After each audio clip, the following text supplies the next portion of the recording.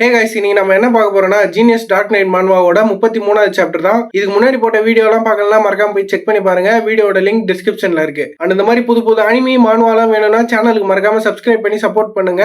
இந்த வீடியோ பிடிச்சா ஒரு லைக் பண்ணிட்டு பாருங்க. கைஸ், அப்படியே கீழே கமெண்ட்ல ரைட் சைட் ஸ்வைப் பண்ணீங்கன்னா அங்க ஹைப் பட்டன் இருக்கும், அதையும் கொஞ்சம் தட்டி விட்டீங்கன்னா எனக்கு ஹெல்ப்ஃபுல்லா இருக்கும். சோ ஓரபசமா ஸ்ட்ரைட்டா கதைக்குள்ளே போயிடலாம். இந்த சாப்டரோட ஸ்டார்டிங்ல ஹீரோவும் அந்த கிரிஃபனுக்கோசரம் தான் வெயிட் பண்ணதான். அந்த கிரிஃபன் வந்துடுச்சுன்னு உடனே ஹீரோக்கு ஒரே சந்தோஷம். ஆனா இந்த மொத்த இடத்துலயுமே அவன் ஒருத்த மட்டும் தான் சந்தோஷமா இருக்கான். மிச்சம் எல்லாருமே பார்த்தா பயத்தோட உச்ச கட்டத்துல நின்னுட்டு இருக்காங்க.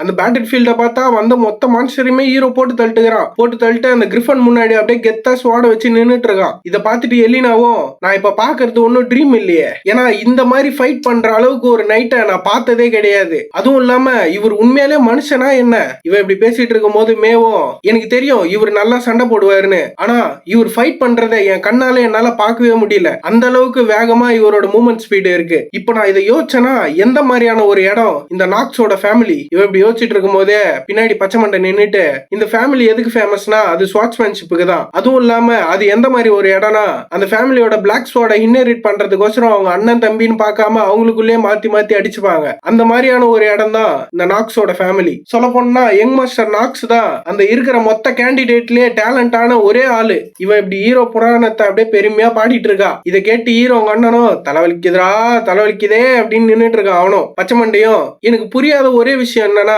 யங் மாஸ்டர் நாக்ஸை ஏன் எல்லாரும் இவ்வளவு அசிங்கமா பேசுறாங்க? எனக்கு கண்டிப்பா தெரியும் அவர் இந்த மாதிரி ஒரு பேர் வாங்கியிருக்காருன்னா அதுக்கு எதனா ஒரு ரீசன் இருக்கும். இவ இப்படி யோசிச்சுட்டு இருக்கும் போதே மேவும் அதே தான் சொல்றா. அவளும், நான் கேள்விப்பட்ட மாதிரி யங் மாஸ்டர் நாக்ஸ் இல்ல, பார்த்தா அவர் இதெல்லாம் பண்றதுக்கு அவருக்கு தனி காரணம் இருக்கு போல. ஆனா இந்த மாதிரி ஒரு பேர் வாங்கறதுக்கு அவருக்கு என்ன ஒரு ரீசன் இருக்கும்? எனக்கு இந்த விஷயம் சுத்தமா புரியல. இதெல்லாம் கேட்டு பச்சை மண்டையும், ஆமா நீங்க யோசிக்கிறத தான் நானும் யோசிக்கிறேன். சோ அதனால நம்ம எல்லாருமே ஒன்னா சேர்ந்தே வேலை செய்வோம். நான் கண்டிப்பா சொல்றேன், யங் மாஸ்டர் நாக்ஸ் இந்த மாதிரி எதுக்குமே டேலண்ட் இல்லாத ஒருத்தர்னு பேர் வாங்கி இருக்கிறதுக்கு எதனா ஒரு முக்கியமான காரணம் இருக்கும். சோ அதனால அப்படின்னு இவ சொல்ல வரும்போதே குடுகுடுன்னு எலினாவோ ஓடியாந்து, நீ இந்த விஷயத்த மொத்தமா மறைக்கணும்னு எங்க கிட்ட சொல்ல வர, அதுதானே யங் மாஸ்டர் நாக்ஸ் இவ்வளவு பவர்ஃபுல்லான ஆளுன்னு வெளியே தெரியக்கூடாது, அதுதானே எங்க கிட்ட சொல்ல வர? கவலையப்படாத, இந்த விஷயத்த நாங்க யாருக்கிட்டயும் சொல்ல மாட்டோம். இவங்க இப்படி சொன்ன உடனே பச்சை மண்டியும் அப்படியே சந்தோஷமாயிடுறான். இவங்க எல்லாம் இப்படி ஜாலியா நின்னுட்டு இருக்கும் போது அந்த கிரிஃபன் ஒரே கத்து தான் கத்துது. அது கத்தந்துல இங்க இருந்த மொத்த பேருமே ஆடி போயிடுறாங்க. ஹீரோ அவங்க அண்ணன் சுத்தி இருந்த சோல்ஜர்ஸ் எல்லாருக்குமே கதி கலங்கிடுது. ஆனா ஹீரோ பெருசா எதுவுமே நடக்காத மாதிரி அந்த கிரிஃபன் முன்னாடி நின்னுட்டு இருக்கான். ஹீரோ அவங்க அண்ணனும் மேல இருந்து பார்த்துட்டு, நாக்ஸ் நீ என்ன உண்மையிலே அது கூட சண்டை போடணும்னு நினைக்கிறியா? நான் கண்டிப்பா சொல்றேன், இவனுக்கு பைத்தியம் தான் பிடிச்சிருக்கு. ஹீரோ அவங்க அண்ணன் இப்படி யோசிச்சுட்டு இருக்கும் போதே கீழே பார்த்தா அந்த கிரிஃபனும் ஹீரோவை அட்டாக் பண்ணுது. ஹீரோவும் கீழே புந்து தப்பிச்சிடறான். தப்பிச்ச இவனும் ஸ்வாட எடுத்து சங்கிலி கருப்ப அப்படின்னு போட்டு ஒரே அடி அச்ச வேகத்துக்கு கிரிஃபன் சாவுன்னு பார்த்தா அது மேல எகிரி தப்பிச்சிடுது. மேல போன கிரிஃபனை பார்த்துட்டு, நீ ஒரு வழியா மேல போயிட்டியா அப்படின்ட்டு திரும்பி ஹீரோ அண்ணனை பாக்குறான். அவனும் காண்ட்லயே, சே இவன் சொல்றதெல்லாம் நம்ம செய்ய வேண்டியதா இருக்குது, சரி நம்மளுக்கு வேற வழி இல்ல, நம்ம இதான் பண்ணி ஆகணும்னு சொல்லி அவனும் சோல்ஜர்ஸ பார்த்து, எல்லாருமே அந்த கிரிஃபன் பக்கத்துல வர வரைக்கும் பொறுமையா வெயிட் பண்ணுங்க, அது பக்கத்துல வந்த உடனே நான் ஆர்டர் தருவேன், அப்ப எல்லாருமே ஃபயர் பண்ணுங்க அப்படின்றான். சொல்லிட்டு உங்க எல்லாருக்குமே புரிஞ்சுதா?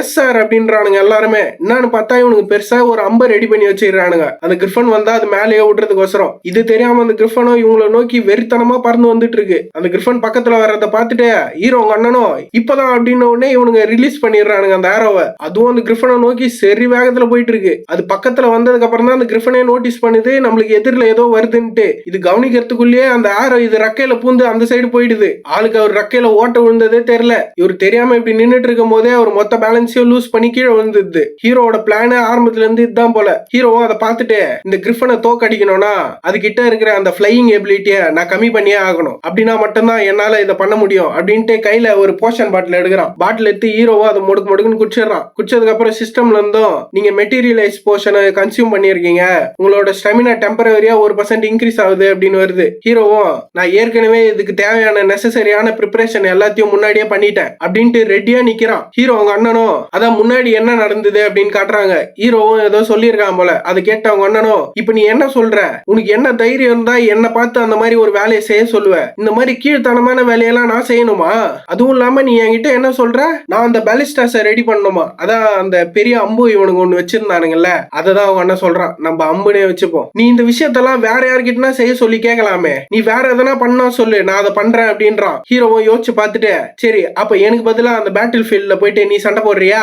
அதை கேட்ட உடனே இவங்க அண்ணனும், சரி நான் எப்ப அதை ரெடி பண்ணோம் அதை என்கிட்ட சொல்லு. தலைவனுக்கு தட்டிச்சு போல, கிரிஃபன் முன்ன எல்லாம் நம்மளால போய் சண்டை முடியாது முடியாதுன்ட்டு பேக் அடிச்சிட்டான். ஹீரோவும் அது முன்னாடி நின்னுன்னு எனக்கு தெரியும் கிரெயினோட இன்ஸ்டிங் அது வேற லெவலா இருக்கும்னு, அதனாலதான் நான் அவனை யூஸ் பண்ணிக்கிட்டேன். இதுக்காக பார்த்தா ஹீரோ அந்த கிரிஃபன் முன்னாடி நின்னுட்டு இருக்கான். ஹீரோ பார்த்துட்டு அந்த கிரிஃபனும் ஐயோ யாரா இவன் இவ்வளவு கொடூரமா நிக்கிறான் அப்படின்னு அதுவும் பாக்குது. ஹீரோவும் அதை பார்த்துட்டு நான் பிளான் பண்ணது எல்லாமே நடந்துருச்சு, இதுக்கப்புறம் மிச்சம் இருக்கிறதெல்லாம் எலினாவோட போர்ஷன் என் மேல ஒர்க் ஆகுறது மட்டும்தான். இவன் இப்படி யோசிச்சுட்டு இருக்கும் போதே அந்த கிரிஃபனும் இவனை பார்த்துட்டு இவங்க கிட்ட இருந்து தப்பிச்சிடலான்ட்டு பறக்க ஆரம்பிக்குது. ஹீரோவும் அதை பெருசா எதுவுமே கண்டுக்கல, அதுவும் ஸ்வைன்னு போகும்போதே ரெக்கையில ஓட்ட இருக்கிறதுனால காத்து அது வழியா போய் இவருக்கு பேலன்ஸ் மிஸ் ஆகி திருப்பி கீழே வந்து விழுந்துடுறாரு. இவரு இது கீழே விழுந்து கிடக்கும் போது ஹீரோவும் என்ன இதை பார்க்கும்போது உனக்கு செம்ம காண்டாகுது இல்ல, எனக்கு புரியுது ஏன்னு. நார்மலாவே இந்த மாதிரி ஒரு இன்ஜுரி எல்லாம் உனக்கு ஒண்ணுமே கிடையாது. ஆனா இந்த கிரிஃபன் இதுங்கெல்லாம் ஹை லெவல் மான்ஸ்டர்ஸ். இது ரெக்கையில குத்துன அந்த அம்பு அது ஒன்னும் சாதாரணமான ஒரு அம்பு கிடையாது. அந்த அம்பு ஃபுல்லாவே டன் கணக்குல நான் பாய்சனை தடவி வச்சிருக்கேன். சோ அதனால இன்னும் கொஞ்ச நேரத்துல நீயே டயர்ட் ஆகி கீழே விழுந்துருவ, உனக்கான நேரமும் ஸ்டார்ட் ஆயிருச்சுன்னு நினைக்கிறேன். ஹீரோ இப்படி சொல்லிட்டு இருக்கும் போதே அந்த கிரிஃபனும் இவனை போட்டு தள்ளணும்ட்டு அது கிளாவ் வச்சு அட்டாக் பண்ண ட்ரை பண்ணு. ஹீரோவும் இது எல்லாத்தையுமே விட உன்னை என்னால ஈஸியா போட்டு தள்ள முடியும், இவ்வளவு பிளான் பண்ண நானு நீ இந்த அளவுக்கு பண்ணுவேன்னு நான் பிளான் பண்ணாம இருந்திருப்பனா, நீ எல்லாம் எதுக்கு முன்னாடி ஒண்ணுமே கிடையாது அப்படின்னு சொல்லிட்டு ஹீரோவும் அவனோட ஹவர் ஆஃப் ஜீனியஸ் ஆக்டிவேட் பண்றான். ஆக்டிவேட் பண்ண உடனே ஹீரோவும் அதை பார்த்துட்டு உன்னை போட்டு தள்ளுறதுக்கு எனக்கு வெறும் 5 நிமிஷம் போதும். இவன் ஆக்டிவேட் பண்ண உடனே எல்லாமே அப்படியே நின்றுச்சு. ஹீரோவும் அதை பார்த்துட்டு இந்த பிரஷர் நான் கேம் இருந்ததை விட இந்த பிரஷர் ரொம்பவே டிஃபரெண்டா இருக்கு என்னதான் இருந்தாலும் அப்படின்னு சொல்லிட்டு அந்த கிரிஃபனை போட்டு மானவரையா வெட்டி தள்ளுறான். வெட்டிட்டு ஹீரோவும் இந்த இடத்துல சாவு போறது நான் இல்ல அப்படின்னு உடனே அந்த கிரிஃபன் மேல ஏகப்பட்ட வெட்டு சும்மா தூளா பறக்குது அந்த கிரிஃபனு. இப்படி அது ரத்த வெள்ளத்துல மிதக்கும் போதே ஹீரோவும் மறுபடியும் ஒரு அட்டாக் போட்டு டப்புன்னு அவங்க அண்ணனை பார்த்து கிரைன் இப்போதான் அப்படின்னு உடனே இவனும் சரி எனக்கு புரிஞ்சுது அப்படின்ட்டு ஃபயர் பண்ணுங்க அப்படின்னு பார்த்தா நிறைய அம்பு அந்த மாதிரி செஞ்சு வச்சிருக்கானுங்க போல. அந்த மொத்த அம்பும் போயிட்டு அந்த கிரிஃபன் மேல குத்தி சாவடிக்குது. அதை ஹீரோவா அப்படிதான் அப்படியே சைக்கோ மாதிரி அப்படிதான் நல்லா போட்டு தள்ளுங்க அப்படின்ற மாதிரி நின்னுட்டு இருக்கான். ஹீரோவா அவன் ஸ்வாட்ல மொத்தமானவன் கேதர் பண்ணி சரி இதை முடிக்க வேண்டிய நேரம் வந்துருச்சுன்னு நினைக்கிறேன் அப்படின்ட்டு ரெடியா வரான். இவன் இப்படி நிக்கும் போதே இந்த இடத்துல இந்த சாப்டர் முடிச்சிடுறாங்க. இந்த சாப்டரோட ஸ்டார்டிங்ல என்ன காட்டுறாங்கன்னா ஹீரோ அந்த கிரிஃபனை போட்டு தள்ளுறதுக்கு முன்னாடி என்ன ஆச்சுன்னு தான் காட்டுறாங்க. அந்த கிரிஃபனும் கீழே வந்து விழுந்து இருக்கும்ல, அதை பார்த்துட்டு மேல இருக்கிற சோல்ஜர்ஸ் ஹீரோ அவங்க அண்ணன் எலினா எல்லாருமே ஷாக்ல நிக்கிறாங்க. ஹீரோவும் அவன் ஸ்வாட்ல மொத்தமானவன் கேதர் பண்ணிட்டு இதுதான் பிளாக் எக்ஸிகியூஷன் அப்படின்னு சொல்லிட்டு அந்த கிரிஃபனை நோக்கி வெறித்தனமா ஓடுறான். அதுவும் இவனை அட்டாக் பண்ற மாதிரி தான் நின்னுட்டு இருக்கு. ஹீரோ அவங்க போன வேகத்துக்கு ஒரே வெட்டு அதோட கால் துண்டா பறக்குது. ஹீரோவும் அதை பாக்குறான், அதுவும் ஹீரோவை பாக்குது. ஹீரோவும் அவன் ஸ்வாட திருப்பி புடிச்சே மறுபடியும் ஒரு ஸ்லாஷ். அந்த கிரிஃபன் அப்படியே 2 துண்டா போயிடுச்சு. ஹீரோவும் வெட்ட அப்படியே மாசா வந்து நிக்கிறான். ஒரு வழியா அவன் கதை முடிஞ்சுது. பார்த்தா அந்த ஹவர் ஆஃப் ஜீனியஸ் முடிஞ்சிச்சு. ஹீரோ அப்படியே டயர்ட் ஆயிடுறான் பையன். ஹீரோ இதை வெட்டி முடிச்சுட்டு எதிரில பார்த்தா 2 மான்ஸ்டர் அப்படியே நடுக்கத்துல நின்னுட்டு இருக்கு. ஆஹா இவன் கையில மாட்டினா மட்டனு சிக்கனு அப்படின்ட்டு அதுங்களும் அங்க இருந்து ஆயோ அம்மான்னு தெரிச்சுன்னு ஓடிடுது. ஹீரோ அதை பார்த்துட்டு சிரிச்சுட்டு திரும்பி பார்த்தா அந்த சேனல்ல இருந்த மொத்த மக்களுமே சந்தோஷமாயிடுறாங்க. ஒரு வழியா தலைவன் வந்து இதை போட்டு தள்ளிட்டான் அப்படின்ற மாதிரி. ஹீரோக்கு ஏகப்பட்ட நோட்டிபிகேஷன், நீங்க கிரிஃபனை போட்டு தள்ளிட்டீங்க, அதனால 60 நாள் உங்க லைஃப்ல இன்க்ரீஸ் ஆகுது அப்படின்னு வருது. இன்னும் 179 நாள் தான் நீங்க உயிரோட இருப்பீங்க அப்படின்னு வருது. எல்லா மக்களும் சந்தோஷத்துல நிக்கிறாங்க. ஹீரோவும் இதெல்லாம் பார்த்துட்டு இந்த ஃபீலிங்கும் ஒரு மாதிரி நல்லா தான் இருக்கு. ஹீரோ அண்ணனும் இதை பார்த்துட்டு அடச்சா இது எப்படி இந்த விஷயம் நடக்கிறதுக்கு எப்படி, இது வாய்ப்பே கிடையாது. இந்த கிரிஃபன் இது ஒரு ஹை லெவலான மான்ஸ்டர், இந்த மாதிரி ஒரு ஹை லெவல் மான்ஸ்டர் இந்த மாதிரி ஒரு சின்ன பையன் கையில சாவறதுக்கு ஸ்ட்ரகிள் பண்ணுதா? சொல்ல போனா இந்த லெவல் மான்ஸ்டர் எல்லாம் கொல்ல அகாடமியோட ப்ரொஃபஸரால மட்டும்தான் முடியும். ஹீரோ அண்ணனும் இதெல்லாம் யோசிச்சுட்டு இதை ஒத்துக்க கஷ்டமா இருந்தாலும் நான் இவனோட ஸ்ட்ரென்த் அக்னாலேஜ் பண்ணியே தான் ஆகணும். நாக்ஸ் இப்ப இவன் காட்டின மொத்த ஸ்ட்ரென்த் மட்டும் ட்ரூவா இருந்ததுன்னா ஃபேமிலியோட கேண்டிடேட்டர் பொசிஷன்ல இருக்கிறது எல்லாமே தலைகீழா திரும்பிடும். ஹீரோ அண்ணனும் இதெல்லாம் யோசிச்சுட்டு எனக்கு வேற வழியே இல்லைன்னு நினைக்கிறப்போ நான் கண்டிப்பா இவனோட நல்ல சைட்ல இருந்தே ஆகணும், அப்பதான் என்னால உயிர் பழைக்க முடியும். இவன் இப்படி யோசிச்சுட்டு இருக்கும் போதே ஹீரோவும் கீழே இருந்து மேல வந்துடுறான். கீழே பார்த்தா அந்த மான்ஸ்டர் கிரிஃபன் எல்லாமே செத்து போயிடுது. ஹீரோ அண்ணனும் இங்க இருக்கிற கிரிஃபன் எல்லாம் நான் உள்ள எடுத்துட்டு போக சொல்லிடுறேன், நீயே முடிவு பண்ணிக்கோ அந்த லூட் எல்லாம் எப்படி டிஸ்ட்ரிபியூட் பண்ணணும்னு. ஹீரோ அண்ணன் சொல்றதை கேட்டு ஹீரோவும் என்ன அந்த பையன் இதுக்கே பயந்து இப்படி மாறிட்டான். ஹீரோ இப்படி பாத்துட்டு இருக்கும் போதே ஹீரோ அண்ணனும் நீ நிறைய சண்டை போட்டா போய் கொஞ்சமாச்சு ரெஸ்ட் எடு. ஹீரோ அண்ணன் போனதுக்கு அப்புறம் ஹீரோவும் எனக்கு தெரிஞ்சு இந்த விஷயம் இவனை ரொம்ப பயன்படுத்திச்சு போல, இது நல்ல விஷயம் தான், சரி இப்ப அந்த ஹிடன் ரிவார்டை பார்ப்போம் அப்படின்ட்டு தலைவனோட சிஸ்டம் ஓபன் பண்றான். ஓபன் பண்ணா அந்த கிரிஃபனோட ஹார்ட்டை பத்தி தான் போட்டிருக்காங்க. என்னன்னு ஓபன் பண்ணா அந்த கிரிஃபனோட ஹார்ட் தான் இவனுக்கு ஹிடன் பீஸா கிடைச்சிருக்கு. அதுல வழக்கம் போல் தான் அதோட பேரு, அதோட கேட்டகிரி என்ன, அதோட கிரேடு எல்லாமே போட்டிருக்கு. ஹீரோவும் அதோட ஸ்பெஷல் எஃபெக்ட பாக்குறான். அந்த ஸ்பெஷல் எஃபெக்ட் எஃபெக்ட்லயும் என்ன போட்டிருக்குன்னா இது கிரிஃபனோட ஹார்ட், இதை வச்சு நீங்க எலிக்சரை உருவாக்க முடியும், இது மூலியமா உருவாக்குற எலிக்சரை வச்சு உங்களால உங்க ஸ்டெமினாவையும் எஜிலிட்டியும் இன்க்ரீஸ் பண்ண முடியும், இதுவும் இல்லாம நீங்களே முடிவு பண்ணலாம் அதை இன்க்ரீஸ் பண்ணணுமா இல்ல டிக்ரீஸ் பண்ணணுமா அப்படின்ட்டு. ஹீரோ இதெல்லாம் பார்த்துட்டு இருக்கும் போதே இந்த இடத்துல அப்படியே சீனை கட் பண்ணிடுறாங்க. கட் பண்ணி எலினாவோட ரூம்ல தான் காட்டுறாங்க. எலினாவோ இதை பார்த்துட்டு நீங்க என்ன சொல்றீங்க, இந்த ஹார்ட்ல இருந்து விண்டோட பவரை நம்மளால எடுக்க முடியுமா, நீங்க சொல்றது மட்டும் உண்மையா இருந்தா இதை வச்சு நம்ம ஒரு நல்ல எக்யூப்மெண்ட்டையோ அப்படி இல்லைன்னா எலிக்சரையோ உருவாக்கினா நம்ம ரூமர்ஸ்லயே கேள்விப்படாத அளவுக்கு ஒரு விஷயத்த நம்மளால உருவாக்க முடியும். ஹீரோவும் என்கிட்ட அந்த அளவுக்கு டைம் இல்ல, சோ அதனால உன்னால எவ்வளவு சீக்கிரம் முடியுமோ அவ்வளவு சீக்கிரம் இதை செய், நான் இந்த ஹார்ட்டை வச்சு எலிக்சர் செய்யலாம்னு முடிவு பண்ணிருக்கேன், உனக்கு இதை ரெடியாக்க எவ்வளவு நாள் ஆகும், அது எல்லாமே என்கிட்ட இருக்கிற சுச்சுவேஷனை பொறுத்து தான், அதுவும் இல்லாம இப்ப என்கிட்ட இருக்க டூல்ஸை வச்சு பண்ணணும்னா அது கொஞ்சம் கஷ்டம் தான். ஹீரோவோ உனக்கு தேவையான டூல்ஸ் எல்லாமே நான் தரேன், அதுவும் இல்லாம உங்க 2 பேருக்கும் நான் ஒரு ஆஃபர் வச்சிருக்கேன், எலினா மே என்னோட சர்வெண்டா வந்து நீங்க 2 பேருமே ஜாயின் பண்ணிக்கோங்க. ஹீரோ அப்படி சொன்ன உடனே இவங்க 2 பேருக்குமே ஷாக்கு. மேவோ ஆனா நாங்கெல்லாம் காமனர், எங்களால இதெல்லாம் முடியுமா அப்படின்றா. ஹீரோவோ அந்த மாதிரி ஒரு விஷயம் எல்லாம் இம்பார்ட்டன்டா, எனக்கு தேவையான ஒரு விஷயத்த நீங்க பொசஸ் பண்ணிருந்தீங்கன்னா நான் கண்டிப்பா உங்களை யூஸ் பண்ணிக்கணும்னு தான் நினைப்பேன், அதே மாதிரி நீங்களும் எந்த அளவுக்கு முடியுமோ என்னை யூஸ் பண்ணிக்கலாம், ஆனா நான் ஒன்னும் என்னோட டாகே என்னை கடிக்க விடுற அளவுக்கு முட்டாள்தனமான மாஸ்டர் இல்ல. ஹீரோவும் இதெல்லாம் சொல்லிட்டு மனசுக்குள்ளேயே என்னவா இருந்தாலும் சரி இந்த மான்ஸ்டர் கோர இந்த பாயிண்ட்ல யாராலையுமே இதை பெட்டரா யூஸ் பண்ண முடியாது இவங்க 2 பேரை தவிர. சொல்ல போனோம்னா இந்த ஐட்டம் இதுக்கு முன்னாடி யாருமே பார்த்திருக்கவே மாட்டாங்க, ஏன்னா இது இடன் பாஸோட ஒரு ஐட்டம், அதுவும் இந்த டைம்ல இதை யாருமே தோக்கடிச்சதும் கிடையாது. இதை ஒழுங்கா யூஸ் பண்ணணும்னா அதுவும் இல்லாம இதை ஒழுங்கா கிராஃப்ட் பண்ணணும்னா ஒரு ஜீனியஸை தவிர இதை யாராலுமே பண்ண முடியாது. ஹீரோவோ இதெல்லாம் யோசிச்சுட்டு நிக்கிறான். அதான் ஹீரோ சொல்லியிருப்பால என் நாயே என்னை கடிக்க விட மாட்டேன் அப்படின்னு சொல்லியிருப்பால, அதை கேட்டு எலினாவோ கண்டிப்பா எங்க மாஸ்டர் அந்த மாதிரி ஒரு விஷயம் நடக்கவே நடக்காது, எங்க உயிர் இருக்கிற வரைக்கும் நாங்க உங்களுக்கு சர்வ் பண்ணுவோம். ஹீரோவோ உன் பதில் எனக்கு பிடிச்சிருக்கு, இவங்க 2 பேரையும் பார்த்துட்டு இந்த பாயிண்ட்ல இருந்து எனக்கு 2 ஜீனியஸ் கேரக்டர் கிடைச்சிருக்கு. ஹீரோவோ இதை சொல்லிட்டு அப்படியே கிளம்புறான். கிளம்பும் போதே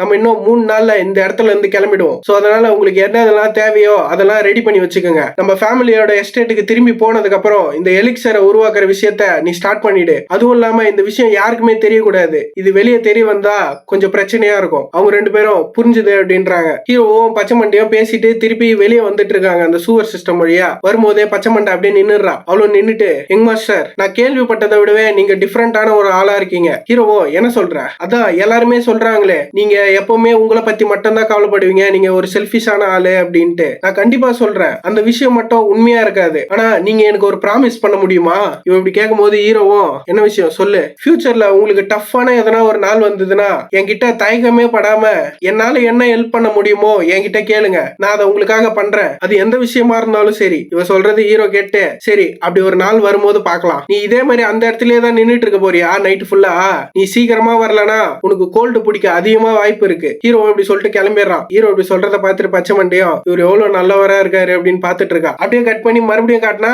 இவளோட ஃபேஸ் ரியாக்ஷனே மாறிடுது. என்னன்னு பார்த்தா ஹீரோ பெட்ல பத்துனுக்குறான். அதான் சொல்லியிருப்பால நீ சீக்கிரம் வரலனா உனக்கு சளி பிடிச்சிக்கும் அப்படின்னு. பார்த்தா தலைவன் கவுந்துட்டு இருக்கிறான். இவன் மூஞ்ச பார்த்துட்டு ஹீரோவும் நீ என்ன யோசிக்கிறேன்னு எனக்கு தெளிவா தெரியுது, நீ அதை மட்டும் சொல்லி என்ன அசிங்கப்படுத்திடாத. பச்சை மண்டியும் கண்டிப்பா நான் அந்த விஷயம் நடக்கவே நடக்காது, கவலைப்படாதீங்க மாஸ்டர், நீங்க வளர்ற பையன் தான், அதனால இந்த மாதிரி விஷயம் எல்லாம் நடக்கிறது ஈஸி தான். ஹீரோவும் இதெல்லாம் யோசிச்சுட்டு இருக்கான். யோசிச்சுட்டு முன்னாடி பார்த்தா ஸ்டேட்டஸ் விண்டோ, அதுல என்ன போட்டிருக்குன்னா உங்க நெகட்டிவ் ட்ரேட் கோல்டு லெவல் 2க்கு போயிடுச்சு, ஃப்ரீக்வென்ட் சிக்னஸ் லெவல் 3க்கு போயிடுச்சு, கிரானிக்கல் காஃபிங் அப்படின்னு சொல்லி நெகட்டிவ் ட்ரேட்ஸும் புதுசா ஒன்னு கிடைச்சிருக்கு, அதுவும் 4வது லெவல்ல இருக்கு. ஹீரோவும் இதெல்லாம் பார்த்துட்டு இது ரொம்ப அநியாயமா இருக்கு, இப்படியே போச்சுன்னா எனக்கு பிரச்சனை தான். இவன் இப்படி யோசிச்சுட்டு இருக்கும் போதே இந்த இடத்துல கட் பண்ணிடுறாங்க. கட் பண்ணி வேற ஒரு இடத்துல காட்டுறாங்க. எங்கன்னா ஹீரோட எஸ்டேட்ல தான். அங்க ஒருத்தர் நின்னுட்டு 2 யங் மாஸ்டரும் திரும்பி வந்துட்டாங்க அப்படின்னு கத்துறான். அவன் பார்த்தா இவனுக்கு 2 பேரும் வரானுங்க. வந்து பட்லர் முன்னாடி தான் நிக்கிறான். பட்லரும் எலினாவையும் மேவையும் பார்த்துட்டு நீங்க தான் யங் மாஸ்டரோட புது மேட்ஸா?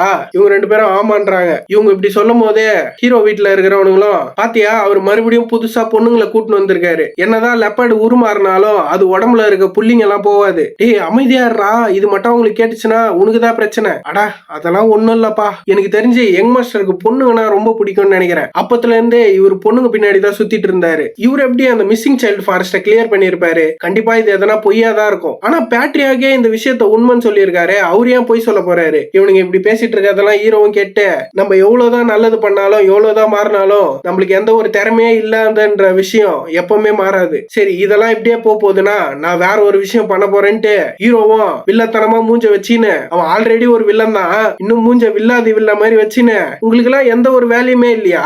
உங்களுக்கு பேச நிறைய டைம் இருக்கு போல, இந்த இடத்துல இப்படிதான் தான் வேஸ்ட் பண்ணிட்டு நிக்க போறீங்களான்னு ஹீரோ கேட்ட உடனே அவனுங்க எல்லாருமே செதறி ஓடிடுறானுங்க. பட்லரும் ஹீரோ கிட்ட வந்து யங் மாஸ்டர் நாக்ஸ் பேட்ரியாக்கு உங்க கூட பிரைவேட் மீட்டிங் வேணும்னு சொல்லியிருக்காரு. ஹீரோவும் மறுபடியும் இந்த ஆளா ஏதோ பிளான் பண்ணிட்டான் போலயே. ஹீரோ இதை யோசிச்சுட்டு சரி இதை நான் எப்படியா இருந்தாலும் ஃபேஸ் பண்ணி தான் ஆகணும் அப்படின்ட்டு ஹீரோ யோசிச்சுட்டு இருக்கும் போதே இந்த இடத்துல இந்த சாப்டர் முடிச்சிடறாங்க. ஸோ கைஸ் இந்த வீடியோ பிடிச்சா லைக் பண்ணுங்க அண்ட் உங்க ஃப்ரெண்ட்ஸ் அண்ட் ஃபேமிலிக்கு இந்த வீடியோ ஷேர் பண்ணுங்க. ஓகே கைஸ் நெக்ஸ்ட் எபிசோட்ல மீட் பண்ணலாம்.